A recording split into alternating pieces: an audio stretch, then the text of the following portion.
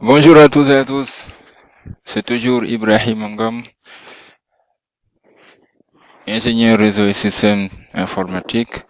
Là, je vais commencer une série de vidéos sur la partie virtualisation avec le produit de VMware, à savoir VMware ESXi, la version 8. Donc là, nous allons voir comment utiliser ce système d'exploitation. Donc, quelles sont les fonctionnalités aussi qui existent et quelles sont les options que nous pouvons utiliser pour nos systèmes d'information. Donc là, pour le lab, ce qu'il faut déjà comme prérequis, il faut avoir au moins VMware Workstation. Donc là, j'en profite pour dire qu'aujourd'hui, VMware Workstation, l'entreprise a annoncé que la solution est maintenant open. Vous pouvez l'utiliser sans licence, de même que VMware Fusion.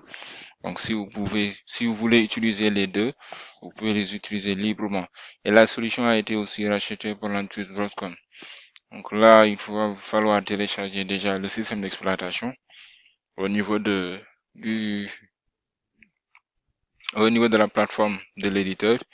La plateforme VMware, normalement, va disparaître d'ici si je ne me trompe pas, je n'ai plus la date, mais normalement, ça va disparaître bientôt. Donc, tout ce qui est information concernant VMware, vous allez le retrouver au niveau du site de Broadcom. Donc là, je pense que c'est ça. Donc là, c'est ça. Si vous allez sur le site, vous allez savoir que la solution a été rachetée par cette entreprise. Donc là, il va falloir aller sur le site et télécharger le système d'exploitation. Maintenant, après le téléchargement, il faut installer l'hyperviseur. Donc là aussi, j'en profite pour faire un petit rappel des hyperviseurs, à savoir les deux types d'hyperviseurs qui existent, les hyperviseurs de type 1 et les hyperviseurs de type 2. Donc, un hyperviseur de type 1, il faut savoir que c'est seulement un système d'exploitation qui vient s'installer directement sur le matériel. Donc, ils utilisent toutes les ressources au niveau du serveur. Or qu'aujourd'hui, l'hyperviseur de type 2, c'est un logiciel qui vient s'installer sur le système hôte. Donc là-bas, il s'intègre directement sur une machine, mais l'autre s'installe au niveau de l'autre. Maintenant, après avoir téléchargé le système, vous venez toujours sur VMware, vous créez votre machine. Donc là, j'ai créé la machine. Bon, j'étais en train de créer la machine. Automatiquement, il a détecté la version. Là, vous avez l'emplacement de votre machine. C'est à vous de voir. Après, vous faites suivant. La taille, c'est à 148. Je vais laisser ça par défaut. Si vous avez assez d'espace, vous laissez ça. Maintenant, pour ce qui est de la RAM, minimum, il faut avoir 4 gigas. Donc là, on va laisser comme ça.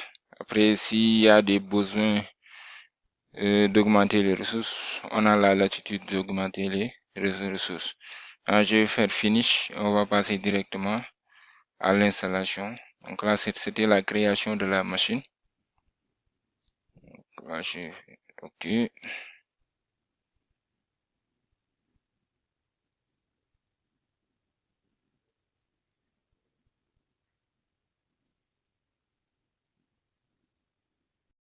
OK, là, après avoir créé la machine virtuelle, tout à l'heure, vous l'avez vu, on a eu petit souci avec l'option de virtualisation qui n'était pas activée, c'est activé maintenant. Maintenant, si ça vous arrive, vous pouvez m'écrire directement au niveau des commentaires et je vais vous dire comment faire avec les captures si vous l'avez. Donc là, je vais allumer la machine. On va commencer l'installation de notre serveur ici.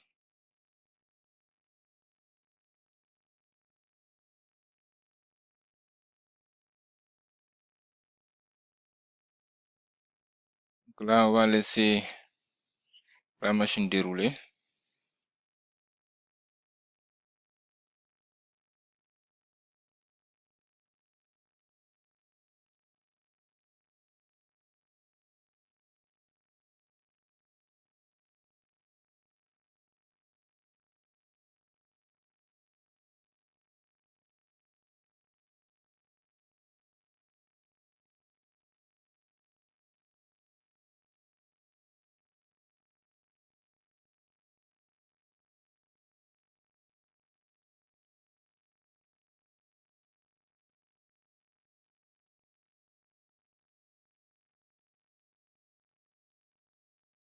Et là, il va checker les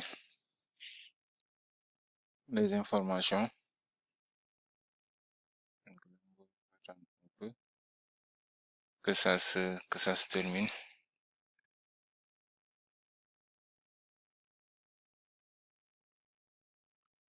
Ok, là, arrivé à ce niveau, vous devez normalement appuyer sur Entrée, continuer. Là, cliquez sur F11 pour accepter les termes du contrat.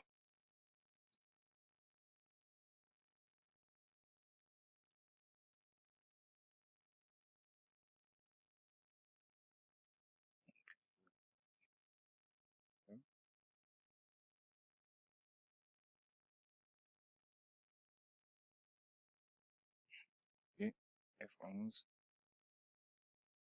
parce que,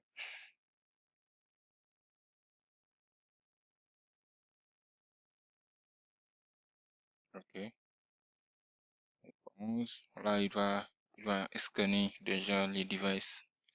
Donc là, il a vu le device qu'il va utiliser pour le système. Le système E6i.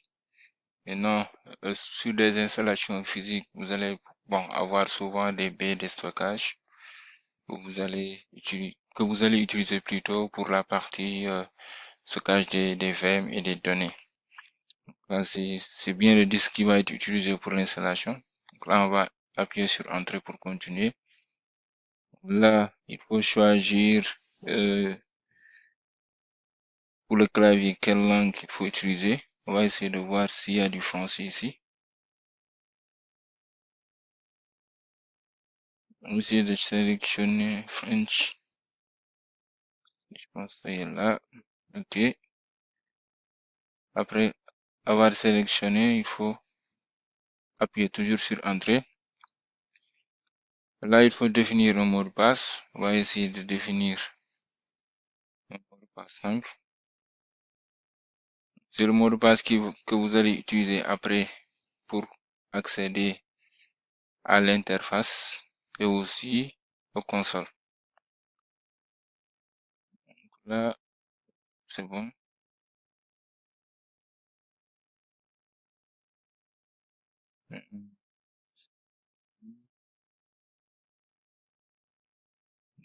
J'ai quelque chose. Je vais venir ici pour voir est-ce que c'est. On me dit que c'est pas activé.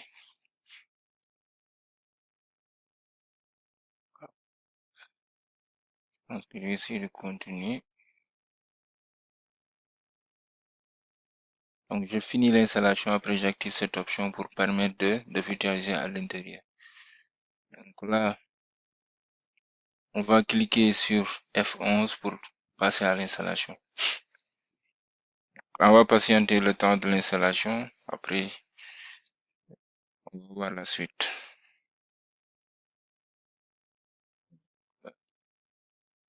On va patienter un peu.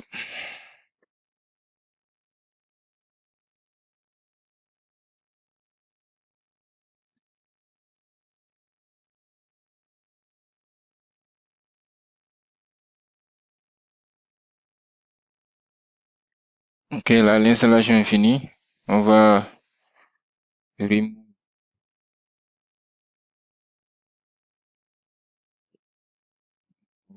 Après, on va faire un reboot. Je vais faire Entrée. Donc là, le serveur va démarrer. Il faut patienter.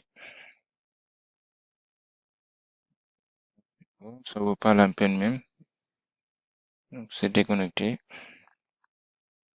Donc là, le serveur va démarrer. On va patienter un peu. Là, le redémarrage a fini. Bon, le serveur a fini de redémarrer. On va essayer d'accéder à l'interface graphique et aussi à l'interface console. Maintenant, ici, pour accéder déjà à l'interface console, ce qu'il faut faire, c'est utiliser, mettre F2.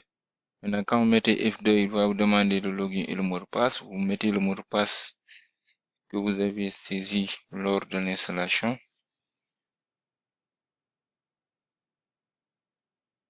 et automatiquement vous avez accès aux paramètres. Donc là, vous pouvez modifier votre hostname, vous pouvez faire le start, tester les networks, changer la configuration de votre clavier, troubleshooter, regarder les logs, le support, ainsi de suite. Donc là, c'est la partie password, configuration manager. Si je clique sur entrée, là, il y a les parties networking, les VLAN, le DNS, si vous voulez fixer le DNS, ainsi de suite, et le suffixe aussi.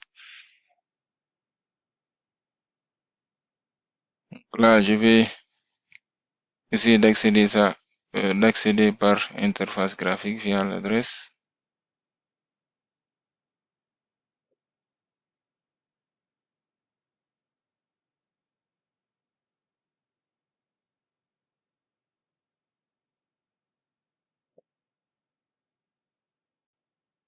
Ok, là, je vais accéder par l'interface graphique en mettant seulement l'adresse. Et là, vous renseignez votre login et votre mot de passe. Vous mettez votre login. Le mot de passe, c'est le mot de passe que vous avez eu à saisir lors de l'installation. Là, vous avez l'interface graphique avec les paramètres, à savoir la partie haute, avec tout ce qui est ressources, côté RAM, côté stockage et côté aussi CPU. Vous avez ici l'option qui permet de lier votre serveur à, à vCenter qui permet de gérer plusieurs serveurs. Quand on a un nœud, par exemple, quand on a un nœud, il faut utiliser le vCenter pour pouvoir manager l'ensemble des ressources. L'option création de machine virtuelle, arrêter, redémarrage, actualiser. Et ici, il y a les options. Se connecter par SSH, vérifier les autorisations, mettre le serveur en mode maintenance, ainsi de suite. Là, on n'a pas encore de ressources. Là, ce sont les paramètres. La licence qui est utilisée pour 60 jours avec les options qui sont disponibles. Vous voyez, il y a toutes les options qui sont là. Donc, sur les autres vidéos, on va essayer de voir tout ça. Là, je vais m'arrêter là et je reviens vers vous pour les vidéos qui vont suivre tout à l'heure. Donc là, on se dit à tout à l'heure.